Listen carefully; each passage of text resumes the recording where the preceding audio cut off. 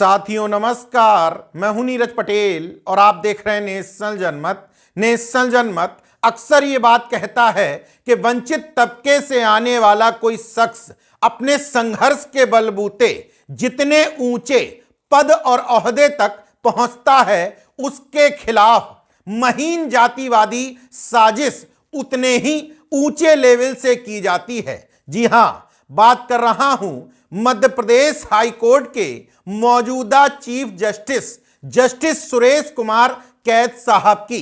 दरअसल वो chief justice जैसे ओहदे तक पहुंच गए हैं, ऐसी वर्ग से आते हैं, तो स्वाभाविक तौर पर उनके खिलाफ ये साजिशें उतने ही महीन तरीके से ऊंचे स्तर से की जाएंगी।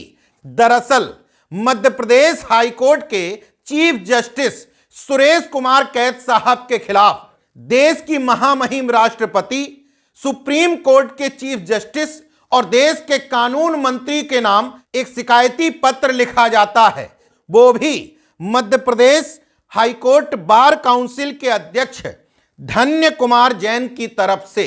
उस पत्र में आरोप लगाया जाता है कि मध्य प्रदेश हाई कोर्ट के चीफ जस्टिस सुरेश कुमार कैत साहब द्वारा अपने आवासीय परिसर में बने 100 साल पुराने हनुमान मंदिर को नियमों को खूंटी पर टांग करके तोड़ दिया गया। बिना किसी जांच पड़ताल के महज एक एडवोकेट रविंद्रनाथ त्रिपाठी की शिकायत पर धन्य कुमार जैन चीफ जस्टिस साहब पर बड़े बड़े आरोप लगाते हुए मीडिया में इस पत्र को वायरल करवा देते हैं।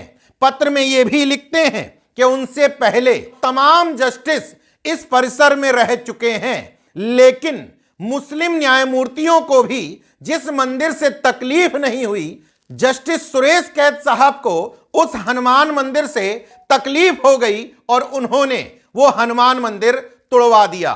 हालांकि इन शिकायतों के सामने आने के बाद हाईकोर्ट के रजिस्ट्रार जनरल हरमिंदर सिंह का एक बयान सामने आता है, जिसमें वो लिखित तौर पर बताते हैं कि पूरे आरोप बेबुनियाद हैं। ऐसा कोई मंदिर चीफ जस्टिस के परिसर में था ही नहीं, लेकिन सवर्णवादी गोदी मीडिया को तो जैसे मन माफिक मुद्दा मिल गया और उसने बिना जांच पड़ताल किए इस मुद्दे को बढ़ा चढ़ा करके चलाना शुरू कर दिया।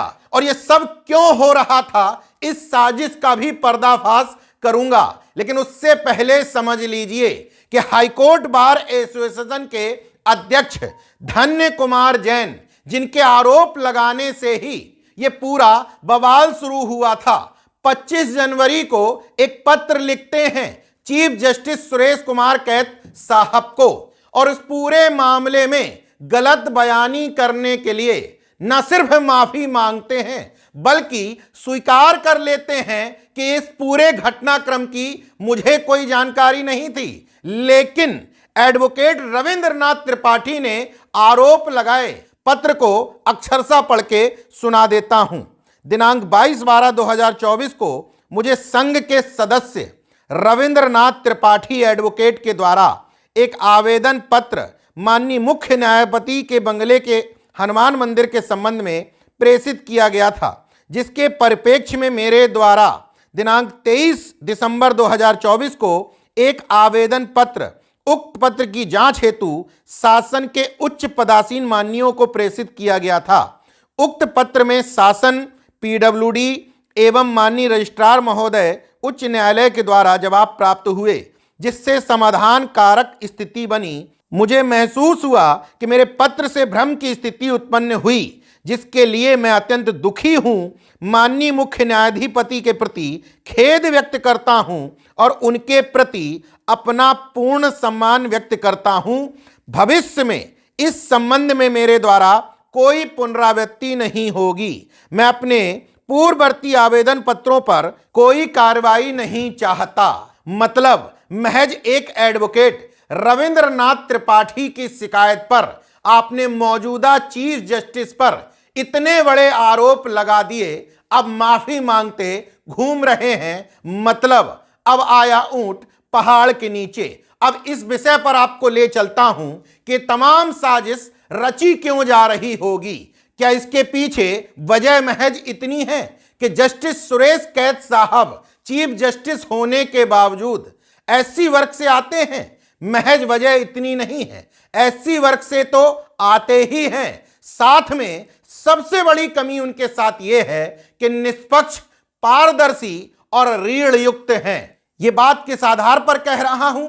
जब इस पूरे मामले की मैं रिसर्च कर रहा था तो मुझे मध्य प्रदेश हाईकोर्ट का एक ऐसा मामला पता लगा जिसकी सुनवाई जस्टिस सुरेश कुमार कैत साहब कर रहे थे। दरअसल मध्य प्रदेश हाईकोर्ट में एक याचिका डाली गई थी कि 2003 में जब सुप्रीम कोर्ट स्पष्ट तौर पर निर्देशित कर चुका है कि किसी भी सार्वजनिक स्थल पर और खास तौर पर सरकारी स्थल पर कोई धर्म स्थल नहीं बनाया जाएगा, तो मध्य प्रदेश के विभिन्न थानों में जो मंदिर बनाए जा रहे हैं क्या वो गैर संवैधानिक नहीं है?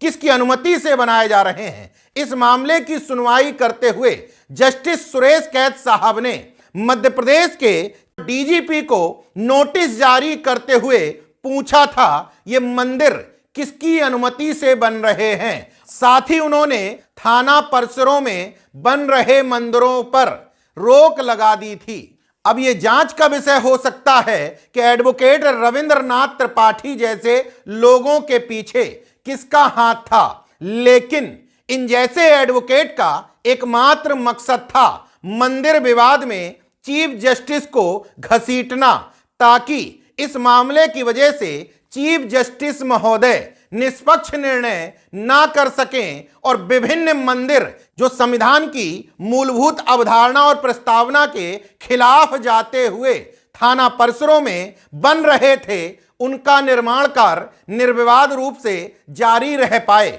क्योंकि जब जस्टिस महोदय पर ही आरोप लग जाएंगे तो वह अपने आरोपों के चक्कर में स्वयं को इस मामले से अलग कर लेंगे। लेकिन सांच को आज कहां, सारी स्थिति स्पष्ट हो गई है कि एक निष्पक्ष, पारदर्शी और रीढ़ युक्त चीफ जस्टिस के खिलाफ कितनी बड़ी साजिश की जा रही थी। उनको निष्पक्ष और रीढ़ युक्त क्यों कह रहा हूं? जब उनके कुछ पुराने फैसलों पर मैं निगाह डाल रहा था तो तीन बातें मेरे संज्ञान में आईं।